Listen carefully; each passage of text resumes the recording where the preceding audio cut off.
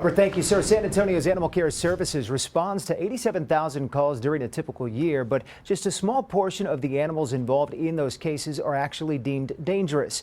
News 4 troubleshooter Jordan Elders breaks down how a dog gets that designation and changes to the process some residents are now calling for. There are 111 dangerous dogs in San Antonio right now. 4 of them live right next door to Heather Ginsburg and her family. It affects our life every single day. We do not feel safe in our own yard. We're constantly looking over our shoulder. Ginsburg has photos and videos going back years documenting her struggles with dogs getting out of their enclosures. He's not letting me out of my car. On one occasion, 3 dogs got out, one biting her leg. I can't even remember how I got away, but I ran to my car and I was able to get in the car and shut the door really fast. A dog is considered dangerous if it makes an unprovoked attack on someone and causes injuries outside of its enclosure, or commits unprovoked attacks that lead to the belief that it could attack and injure someone.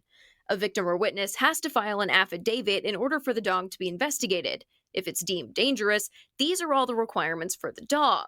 And here are all the requirements for their owners. There has to be signage associated with it, prominently displayed outside of the residence, and they receive annual inspections. The animal has to be muzzled at any time that they're outside of the enclosure. These dangerous dogs often get to stay at home.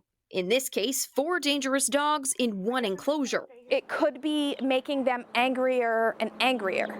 And so then that adds again to the situation when they eventually do break out. ACS tells me dogs can be removed from their homes if these requirements aren't met or if the dogs get out. That's determined on a case-by-case basis.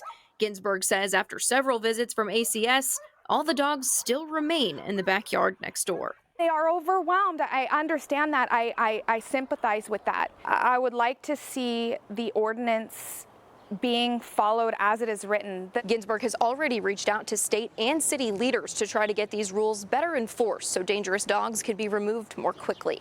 Reporting in San Antonio, I'm Jordan Elder.